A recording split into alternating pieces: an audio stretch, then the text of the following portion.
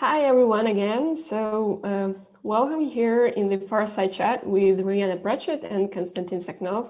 It's a chat about narrative design, and we're going to talk about best practices in narrative design and game writing, also about trends. So Rhianna Pratchett is a writer and narrative designer. She has games like Rise of Tomb Raider, Overlord, Heavenly Sword, and Mirror's Edge in her portfolio. So she also is the winner of the DevGAMM Excellence in Narrative Award. So meet Rhianna, and Konstantin Sakhnov is a game producer and also a lecturer in the Russian High School of Economy. So please welcome, guys. I would like to remind you that you are free to ask any questions about the topic, and one of the best questions during the day will be awarded with a nice book of Bombora. So please feel free to ask any questions, and guys, please begin the discussion.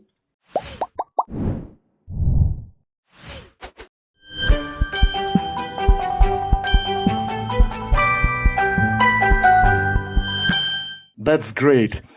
Rhianna, hello. Hello. I'm your fan. my only fan. Like you're the fan. I think you have a lot of fans.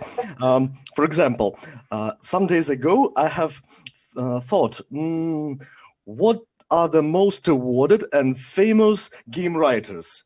Maybe Chris Metzen or Rhianna Pratchett. And now I see you. That's very amazing for me.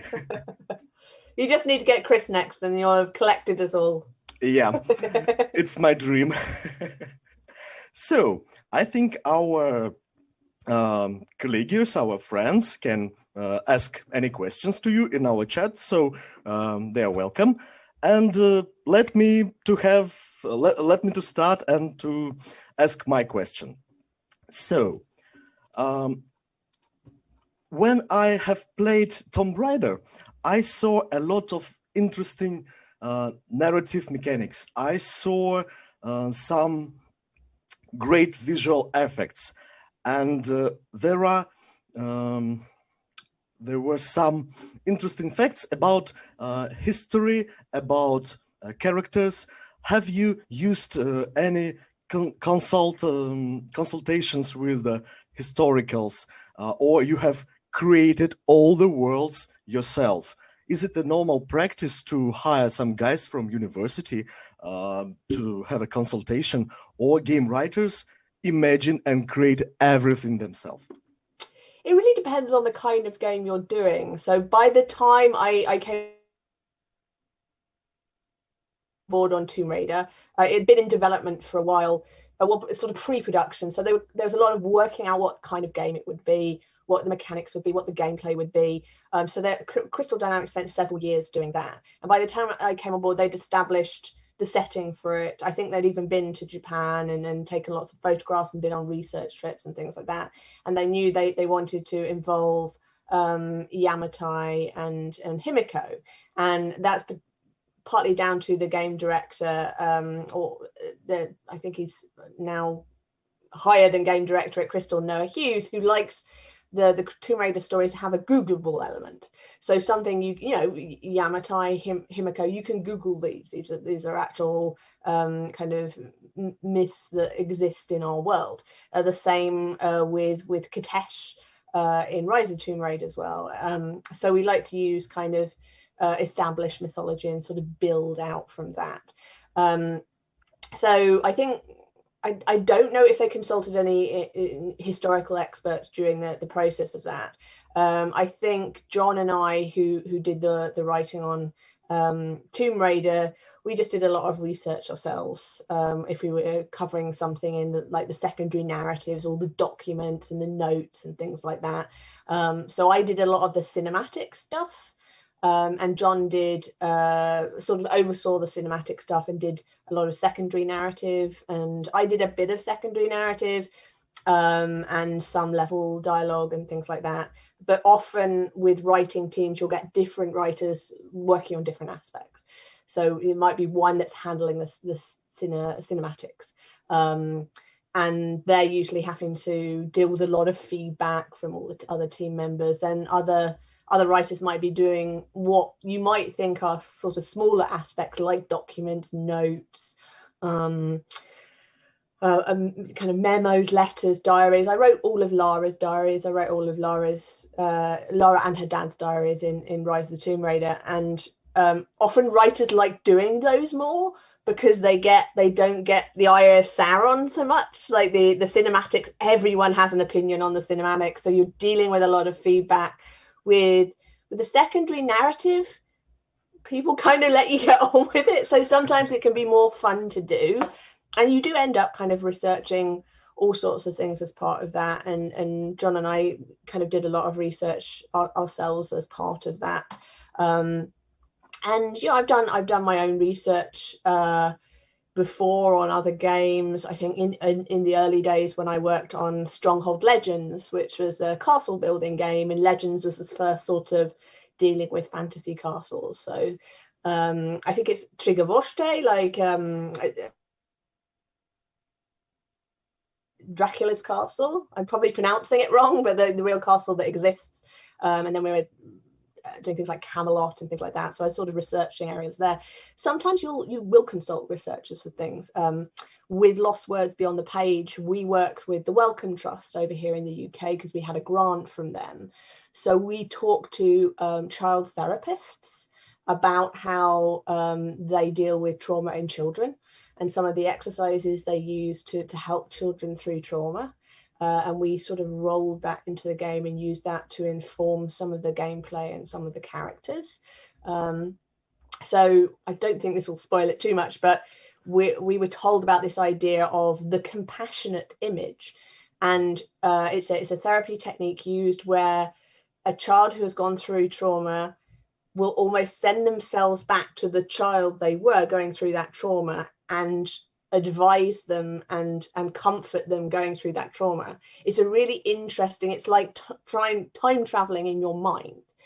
And so your future self, who understands things more, goes back to that moment to help your younger self through it. And we use that technique quite subtly in Lost Words. And there is a character who is the compassionate image, who is really Izzy in the future, helping her past self through things. So yeah, there's all sorts of ways you can involve consultants. I think I saw a little clip of Senua's Sacrifice, and Ninja Theory also work with the Wellcome Trust with that, because they were dealing with mental health issues, and so it was an important area to get right. So yeah, it very much depends on the kind of game you're working on, but academics, historians, therapists, diversity consultants, sensitivity readers, that kind of thing, can all be involved. Sorry, that was a really long answer. Oh, that's amazing. So I have understood, but I still have a lot of curiosity. You have written so much scenarios, so much dialogues, but what was your most difficult, most hard task that makes you to feel, wow, that's too hard. What is this? I can't even understand how to start this work. Or maybe everything was very easy. I wouldn't say everything was easy. I've definitely had projects that have been hard, but they've not necessarily been hard because of the work. They've been hard because maybe a lot of the game was designed before they brought me in as a writer. So something like Mirror's Edge, the whole game had been designed with no narrative in mind before they brought me in, and then I had to wrap the narrative around the existing levels or designs for the levels, and kind of work backwards really in how you would work with a film. So I had the locations. I knew Faith had to get to, say a storm drain, to a boat, to up a skyscraper, but no one knew why. And so I had to fold the story in. I had to think about all the questions, like why does Faith use parkour? What kind of city is this? How has this come about? Who are the runners? Who started it? What's happening in the rest of the city? And none of those questions have really been thought about that much. So I had to sort of come in and do that. And that was very hard because you're not working with a lot of freedom. You've got all these constraints of mechanics, of level design and things like that, and you have to wrap a story around it. So it's sort of working backwards. And that was really tricky. So when you're brought in late and you don't have much space to maneuver, that's probably the hardest thing. Rather than the work itself, it's the constraints that get put on you for things like time and budget, and the fact that maybe the narrative has been not crafted by a writer, it's just been crafted by whoever had the time and inclination to do it, which always used to be the way things were done. When I started out, I was much like you. I was interviewing developers and reviewing and previewing games for PC Zone over in the UK, and I never met a me. No one sat me down and said, this is our writer. Like, people were writing, but they were usually like designers or producers or whoever, you know, fancied a go at doing it. It was one area of games development that wasn't being done by professionals specialized in the field, and that's changed, and is still changing. But that's one of the hardest things to deal with, is that, you know, everyone's still trying to work out how to fit writers into the process. I see. Thank you. About 6 years ago, I have met one of narrative designers from Blizzard, from Hearthstone, at PAX Dev conference in Seattle, and I have asked him the same question. Mm-hmm. And he had answered me that his most hard task was to combine the scenario with game mechanics. Mm-hmm, mm-hmm. Is it really so hard and so interesting to make narrative not only like a game design or not only like game writing, but to combine your skills to write a perfect scenario and to find some interesting mechanics that can make the scenario live in game, or maybe to use some level design, as you have told already? Mm-hmm. Yeah, it is very hard, because when you're writing other mediums like film or TV, you know, we say action equals character. So you learn about the character by watching what they do, how they conduct themselves. It's not necessarily what they're saying, but what they're doing, how they're acting. But in games, the action of the character is done by a whole different department that, you know, might not care about character, or you know, they're just going to make the most, you know, fun gameplay possible. They're not thinking about what that's telling the audience about the character, because that's not particularly their job to do. So you don't get, as a writer, unless you're something like a game director or a creative director, you're not controlling the action in moment-to-moment gameplay. You might be controlling the action in cinematics and small moments within the level design, but you don't have full control of the actions of the player, because sometimes the actions of the player are going to be judged by the player themselves. But you know, we had this issue that I've sometimes talked about with Lara's first kill in Tomb Raider, and the narrative team really wanted that to be very impactful, for her to like take it seriously and be very upset. And you know, and initially we wanted her to kind of throw the gun away and then sort of maybe pick it up and realize that she had to kind of continue. And when I originally wrote that scene, she reflects on what she's had to do with Roth, with her mentor, the mentor character, and she talks about, you know, he thinks it must have been very hard for her, and she's scared because it was easy, and she's scared what that means about her and her what's changing with him. And when I first wrote those scenes, there were no kills in between her killing for the first time and her reflecting on it. And there was you know, there was sort of gameplay and traversing and things like that. But the gameplay department went and put lots of kills in. So I think at one point it was like 42 kills. So she kills someone for the first time and she's very upset about it, and then just goes on to just sort of mow down lots of other people. So by the time she comes to this moment, which was originally conceived as a cinematic, and I was using her body language to sort of show you how she's feeling, and she hears Roth's voice on the radio for the first time, and she sort of gets more and more in a fetal position as she's sort of confessing what she's done, and it's obviously heartbreaking for her. because of taking a life, but heartbreaking because she doesn't know who she is anymore. And so having lots of kills in between that sort of mugged that moment. Like, I understand what, you know, and gameplay and narrative sort of battled that, and gameplay won, really. We managed to reduce the kills back to like 16 kills between first kill and reflect on it, but it was still like she had to say, yeah, I killed some people rather than I killed one person. And the scene that was supposed to be, you know, around the radio with the body language was put as a kind of level dialogue scene, and she's climbing a ladder at the same time, so it kind of lost that impact and that character moment. And it's not that I don't understand why, you know, the level designers and the game mechanics department wanted lots of kills in there, because you just got a gun, and so we're kind of trained to think as players, oh, you've got a gun, round the corner will be things to shoot with it, and so that's how players are trained. And we, you know, the narrative department did say, but no, she's supposed to be really upset about it. It really takes away from that moment if she then goes and mows down like 16 other people. And yeah, we knew that we would get dinged for it, and we did get dinged for it.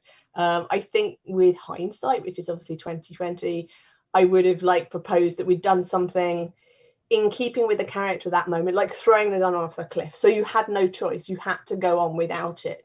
And then there'd be another scenario where she has to pick up a gun and you know, just used maybe stealth a little bit more, and kind of really use that kind of character moment, which we made a big deal of in the kind of press and things like that, and just extend it a bit more so it landed better. And that's just a good example of how, you know, narrative is telling you one thing, she's very upset, she's quite traumatized by having to do this, and gameplay is telling you another, and she's just, you know, cutting a swath through loads of you know, cultists and things like that. So that's a good example of how that happens and why it is very difficult. And you know, your Hearthstone developer is right. That is one of the most difficult things to do, especially with very high action gameplay, very gun based gameplay, very kind of first person and third person shooter. Is quite difficult because it's so fast paced.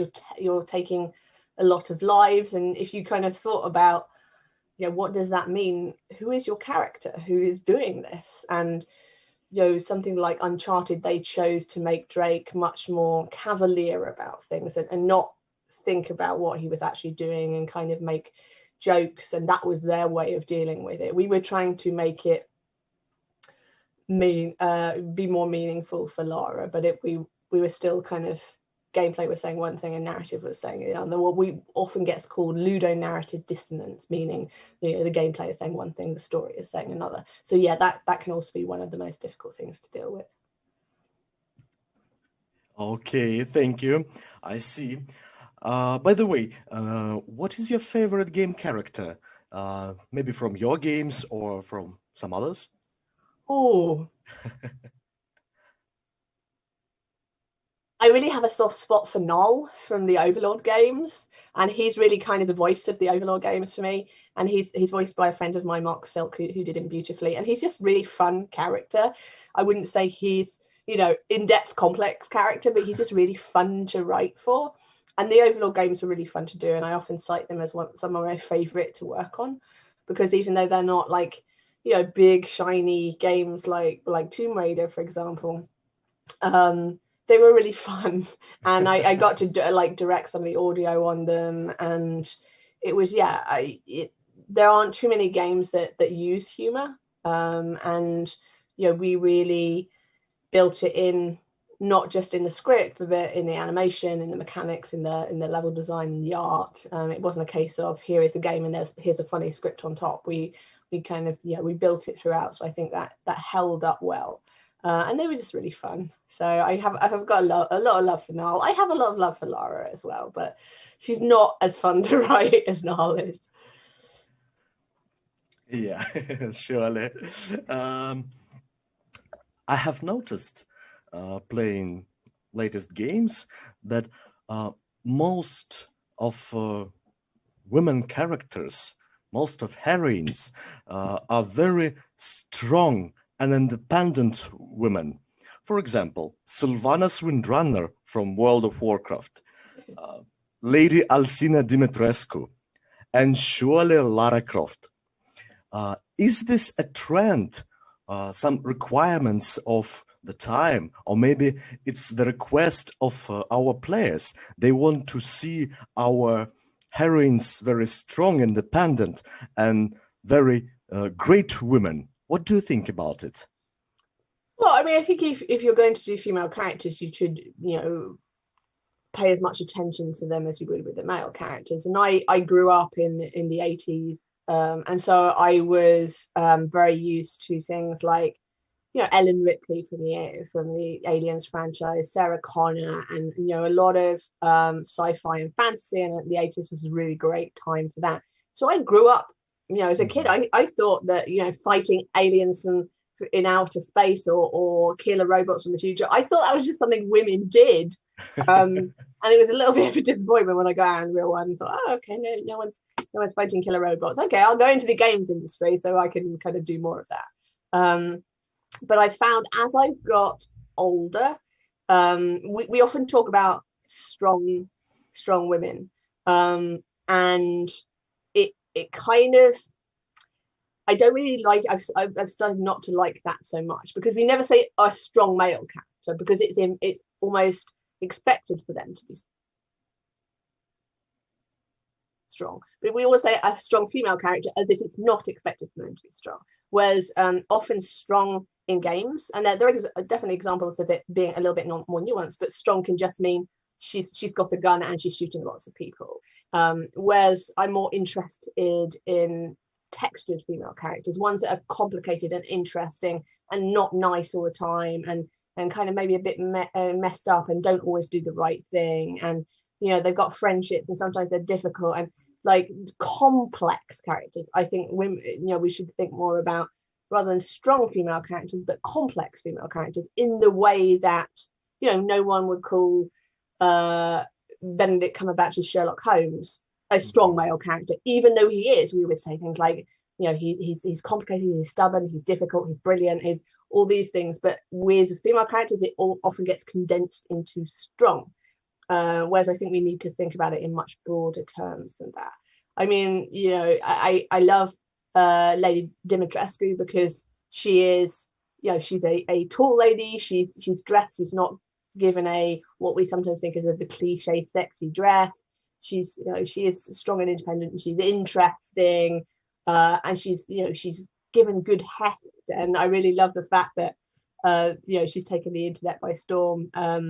And I think you've just got to pour the same love and interest in your female characters as you would with every other character, and just think about more than just the gun. I've become less interested in, even though I contributed a lot to like what we call the badass female characters, like Noriko. Obviously she had a sword rather than a gun, and Faith, who didn't really like guns, and obviously Lara.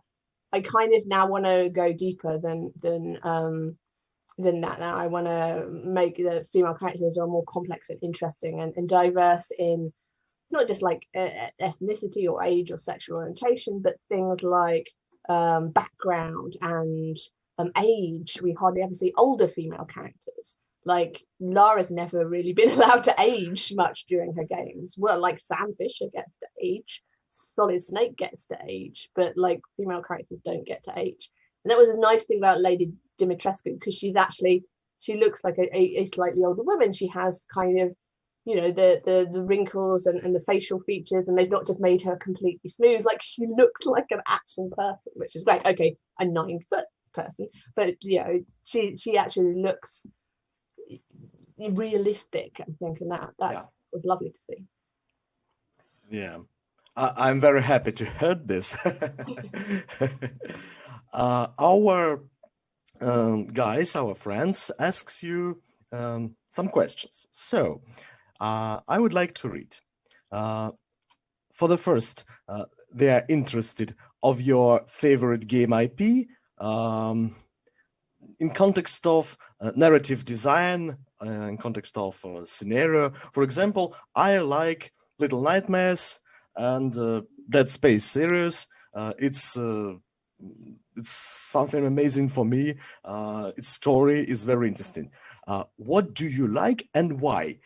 Is this games popular or it's hidden in the depths of mass market? When it comes to narrative design, I often point to the first Psychonauts game as being one of my favorite games for narrative design, because of the way it uses the environment to tell its story. So it uses the mechanics to tell the story. So you are literally going into the mind of the characters and you're fighting their inner demons and things like that. And the landscape around you is telling you about who they are as people. You know, you have to discover their secrets, their sort of secret pains or what's stopping them moving forward. And then it uses like it down to funny little gameplay mechanics like emotional baggage, and like finding you might find a handbag or a suitcase that's crying and you have to reunite it with its little luggage tag, and it gets really happy, and you get like a hoover that you have to hoover up the mental cobwebs. Like, it uses theme very well and sort of imbues everything with that theme. And I thought it used environment and level design as storytelling, and it also has a great narrative as well. It's really well written. It sort of feels like it's kind of Pixar level of storytelling, but it actually, it uses every facet of the game to tell the story. And that's some of my favorite games are using everything to tell the story. They're not just here's the mechanics and here's the game and here's the story. They're very well combined, and I think Psychonauts is really great for that, and I'm really looking forward to seeing what happens with Psychonauts 2, which should be out soon. Okay, I see. Thank you. In Russia, there are a lot of game development studios, but most of them develop mobile games, casual, mid-core, or hyper-casual games. But a lot of our people want to develop PC or console games. Can you advise something to them to maybe international market, or maybe to make their own indie products? What to do if you want a perfect story? Oh gosh, that is that's quite a big question. Involve writers early on. Don't use them like I came up with this term. It might have been like 15, 20 years ago, of narrative paramedic. And that is using a writer to come in and try and save the life of a story towards the end of a project. And it might have gone astray because you've not had a professional writer working on it throughout, or maybe you had a writer and they've finished their contract and then no one's paid attention to the story and the gameplay's all changed, so nothing works. And getting a writer in to patch things up, that's not using a writer to the best of their abilities. What a writer does should be a lot of invisible work, a lot of work behind the scenes, what I call forming the body of the iceberg. So, that the biggest part of the iceberg is under the surface. We can't see it, but the tip of the iceberg is like what you experience in the game. The body of the iceberg is everything else. And what the writers should be doing, and narrative designers as well, is building that body, thinking about how this world works, the lore, who are the characters, who is the main protagonist, who is the antagonist, what are the challenges, where are the conflicts, and you're getting writers kind of early on to do a lot of that work, especially world building. I really like world building, and it's always great when you work on a game that's given over time to do that world building, to think about how a society works and how sort of elements of that society works, how people live and love and exist in a particular world. It's all important to kind of for someone to do that, and writers are really good at doing that. And that's certainly helped me moving into other disciplines, particularly TV writing. It's been helpful because you're always you're thinking about the world in broader terms than you might be writing for a film. And with a game, you always have to think about the world, because the real estate for environmental storytelling in a game is huge, because players can just poke around in every corner of the game. So every corner of the game is a potential place to get story across, and it doesn't have to be in text or dialogue. It can be something, look at what BioShock does with environmental storytelling. So, as well as what you are hearing from the characters and maybe kind of what you were reading, you could look at the bodies, the way the mise en scène, the placement on the stage, the way bodies are placed in an area, and you could get an idea of what the story was in that area by how bodies were placed, how maybe bottles and other things in the environment were placed. They used the vending machines tell you something about the world, and everywhere you look, the environment is telling you something about the story and about the world. So it's kind of thinking about story as not something that's just about words. It's so much bigger in games, and it involves every department. It involves art and level design and mechanics and animation and music. It kind of everything needs to kind of be working together to support the narrative, and in turn the narrative will support the gameplay as well. So thinking about narrative early on and getting writers and narrative designers early on is probably is essential. Okay, I may only notice for our watchers that they must know not only literature, not only game design and math, so the wealth of experience, rich background. They must know everything about level design, as I have heard, about sound, the mechanics, everything to become a perfect writer like you. Well, it's not that you have to know about it as a writer, but the other people in those disciplines need to think about how that discipline, whether it's art or level design or mechanics, contributes to the story.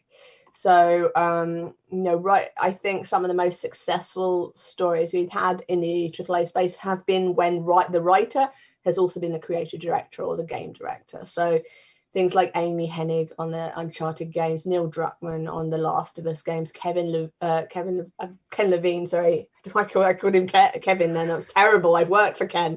Ken Levine on the BioShock games, and they were all, particularly Ken, it was a very experienced designer, and also a great writer as well, and they had the power, they had more power than writers on their own normally get, to do things like structure the gameplay and the environment and say, this is what we are going to do. And so that when you have a writer with real power, because they're a game director, because they're a creative director, then you can get some extraordinary things happening. Or when you give your writers space to work in, that can really help. I see. Is it required to have higher education or maybe writer's education to become a good game writer, or just wealth of experience? I mean, I think experience is more important in my view, but this is I can only talk from my own experience. So I did a degree in journalism, so I trained as a journalist. So I came out and started working freelance for a few places, women's magazines and that kind of thing, and then I got a job at PC Zone and I was there full time, and then I did freelance stuff, and I worked for other magazines in the publishing house, Games Master and PC Pro and things like that. Then I worked for the Guardian and Sunday Times, so I trained as a journalist. I didn't do any creative writing degrees or MAs or even courses like that, and I learned a lot on the job, and I learned through the experience and kind of making mistakes and making smaller mistakes, and then in the end making not making so many mistakes, and that worked for me. I know there's many more creative writing courses and things available, and I'd say if that's something that works for you, great. My experience was, I got to know the industry. So I got to know the industry and games and be able to evaluate games as well. So that was sort of my route in. It's a harder route in now because there are so few print magazines. but there are many more internet sites and blogs and stuff like that. So if you're interested, there are a lot more avenues out there, but there's also a lot more people competing for it as well. So I wouldn't say it's absolutely essential to have. I mean, you can start making games now. You can, use things like the Inkle engine or Twine, which are free to use, and start making basic games like they're, or kind of teach yourself Unity or Game Maker or something like that. They might not be the shiny AAA games, but to start making games yourself, you can do that. You can do that now. You can kind of test yourself, and that's also what developers want to see, especially if you're sort of going for entry-level roles. They want to see your kind of commitment to the craft. They want to see that you've tried to make things yourself or design things yourself or write things. But as writers, you should always just be interested in the world, like be always consuming stories. So, whether it's reading books, watching TV, film, going to the opera, theatre, whatever, speaking to people, reading the news, like you have to be a sponge for content, for stories. And you never stop doing that. So there's no point when you go, yes, this is it. I am now a fully formed writer. You are never fully formed. You're always learning. You're always evolving. You're always getting better. So you've got to kind of feed. If you want good content to come out of your head, you've got to put lots of good content in. You've got to have the material so that like what comes out, is much more interesting. It's less cliched. It's more informed. So yeah, just for writers, I see, just be sponges for stories, be interested in the world and interested in people. Okay, I see. Is there any IP you want to work on? Maybe some game, or maybe you have already working with the game of your dream? I really wanted to work on a Thief game, but I did end up working on a Thief game and it didn't go as well as I'd hoped. So I kind of stop saying that kind of thing anymore. I would have loved to have worked on a Psychonauts game, but I'll still be a happy player. And yeah, I Vampire Bloodlines as well, I was a big fan of. I know that's sort of, I don't know what's happening with Vampire Bloodlines now, but I thought that was a really fun IP. So that I don't think there's one anymore, because you just never know what's kind of out there. And sometimes the most interesting and exciting things are new IPs, are new challenges, are new worlds to build.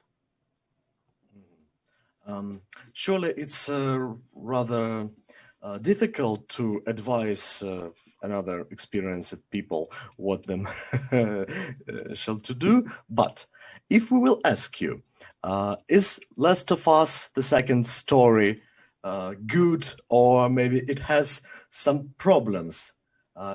Is it correct for you to give some comments? Our watchers want to know your what do you think about Last of Us, and especially what do you think about the second part of the game?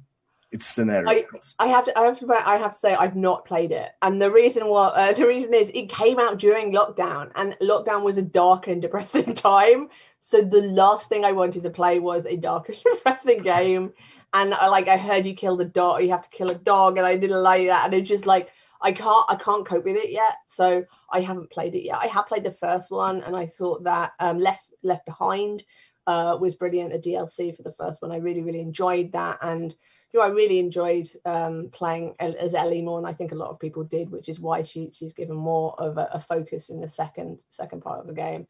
But yeah, it was just too dark and depressing. It just like this, when there's games you think I just mentally I can't do it, and I haven't got over that yet. So I tended to go for more what I call my cozy blanket games. So they're the games I play over and over again, or I kind of go back to a lot. As a player, I don't necessarily play, exclusively story-based games. I actually like wilderness survival games a lot, which is not and sometimes they can have a story. I really like The Long Dark. I think The Long Dark is really, I really like the episodes they do of that. I think the story is really evocative and strong in that, but I also like the scenarios they do as well, and how well they build the world and how much they integrate the community. And I really like that. So I played a lot of The Long Dark, which in some ways, I guess you could say is a little bit depressing, and sometimes you have to like kill things you'd rather not. But it's sort of, I like wilderness survival. I love Don't Starve. I like Subnautica as well, and The Forest I was playing. That was quite terrifying. I spent a lot of time screaming as like zombie cannibals were coming at me, and so I think one of the best story games I played, and it's a couple of years old now, is Unavowed by HSBI Games, and that's more in the traditional click and point storytelling game, adventure game, very much like the style of games that you used to get kind of in the 80s and early 90s. And I really enjoyed that. I thought they're great characters in a really strong world, and I've been very impressed with the games coming out of that studio. But yeah, I really like I've only played the first Subnautica game, but I think that's got fun writing as well, and it really makes you think, oh, someone's going to be alive somewhere. They're like, I just missed them. And it's really good for making you feel like, oh, someone might be alive. You never see anyone. No one is alive. But it's very good at fooling you to think, oh, someone, if I could just get there fast enough, someone will be, but no one, you never find anyone. And yeah, so I think maybe as a player, I sometimes gravitate towards games that don't have minimal story, because otherwise I'm thinking about it too much. Like my writer brain is never off duty, but it's nice when it can just like go into sort of screensaver mode, I guess, and not have to think about things that much. So I don't always sort of gravitate towards games with deep story, but I really like the Deus Ex games. Actually, I'm just looking at some of the games on my desktop. So that I like Valheim a lot. That was fun. That doesn't have a lot of story in. So yeah, I've been a gamer for a long time, and I really like strategy, wilderness survival. I do like strong story games as well, but I think I had to be careful during lockdown just for what I was consuming for my mental state, really. So I will get around to playing The Last of Us Part 2, and I did really enjoy the first one, and the DLC in particular. So I'm just leaving it to a place where I feel more mentally prepared to play it. So, occasionally, we have only 7 minutes left. You have told so much interesting and valuable things about skills of writers and narrative designers. Can you give some advice to our friends, to our Russian listeners and watchers, what to do to become more professional, to make better games, to write better stories? What's the primal skills, maybe what the primal tasks, to how to learn, how to study? Oh God, that's a huge question. Yeah. I'm not sure I can kind of cover all that, and it kind of goes back to the question before where I said, involve writers early on. And look at the software that is out there online. Things like Twine, if you're interested in storytelling, Twine is very interesting to play around in.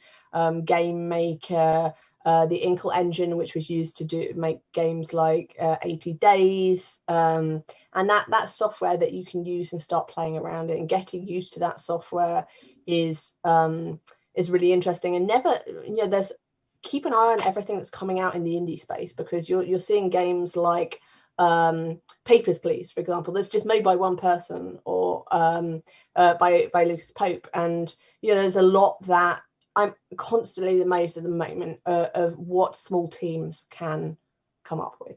Like, I think Valheim was like 5 people and things like that, and that's such great, such great value. I've had a lot of fun with that. As they say, Papers, Please was one. Mike Bithel's studio tends to be, it's got bigger now, but they've got kind of small teams as well. it's very difficult from a writer's point of view because I'm only involved in sort of one area of the game. So it's very difficult to say everything you have to do to become a better game maker. But what I think, writing a narrative, have something to say. Have a kind of message, have something you want to explore, not just copying what's already out there. Think about what you want to say about the world, about your experiences. It's far more interesting to me as a player and as a writer if a game is exploring a theme, or it has something to say for itself more than just just turning up in another world and shooting lots of people. Like you kind of want more than that. We're getting great stories from our TV, from our film. We're getting stories that explore all aspects of humanity. Games should be doing the same thing, and there's lots of interesting stuff coming out the indie space, and that's why I really enjoyed working on Lost Words, because it was about things like grief and memory and love. And I lost a lot of people in my life in the last decade, and I felt I had something to say about the journey of grief and getting through it, and what makes the difference, what gives you comfort in those dark times. And I felt like I had something to say to the world, something to share, something to help people feel less alone. So I think for me that's kind of one of the most interesting things that games can do, is sort of showing and telling you and letting you experience something about the world, about characters, about journeys that resonate with you. Oh, I see. We have a time to ask one more question from the chat. I think it will be difficult to answer the question about casual mobile games. But it's your question about an interesting antagonist, how to make its appearance, how to create a storyline for a perfect antagonist. Oh, I mean, let's go with good. I feel like perfect may be far-reaching, but make your antagonist understandable. So usually the best antagonists, you kind of agree with ultimately their viewpoint, but not how they're going about it. So sometimes the protagonist and the antagonist can have similar viewpoints and similar feelings about the world, but they're just doing it in different ways. So with Tomb Raider, and Matthias and Lara, they've got the same goal, to get off the island, and survival and protecting those around them, and but they've got very different ways of going about it. And obviously Matthias is doing something much more extreme. And some of the best villains are ones where you go, yeah, I can understand what you're talking about. I can understand why you got to that point where you got to that method of thinking. You're just going about it in a terrible way. So villains never think. Occasionally you do have villains that know they're villains, but think about villains as being the hero of their story, and that's where you usually get the best antagonists, the ones that kind of make sense and you can understand them as characters. And just don't think, they have to be villainous all the time and they have to be mustache twirling. They need to be kind of understandable. As far as they're concerned, they're the heroes, so kind of work from that point. So they're not just evil, crazy guys. They had their own character and story. Yeah, and you got to look at what kind of made them that way. And so, as I say, some of the best villains are ones where you can kind of understand their objective, but not understand what they're doing to get there. You have remembered me a film that was nearly created in Russia. It was called Mayor Grom, a witch doctor. It's about the guy who want to make its city free from corruption. There are a lot of rich people that buys judges, that makes a lot of evil things, and one guy's, the police, try to do it with the law, and the another guy, witch doctor, want just to burn them all in the fire because he want to do something good, but he has chosen an evil instrument to do it. Yeah, I mean, and you get James Bond villains like that they want to bring about an end to war by like blowing everyone up and things like that. I think yes, I can see how you want to get an end to war. That's the good thing, but yeah, blowing people up, not so good. Yeah. So, Rhianna, I want to thank you. That was amazing. I have seen you. That was one of my dreams to see you. So the next one, I hope, will be Chris Madsen. Thank you for your answers, for your time. I hope your new games will be so perfect, so interesting as Tomb Raiders, Mirror's Edge, and your other games. Thank you. Thank you very much for having me.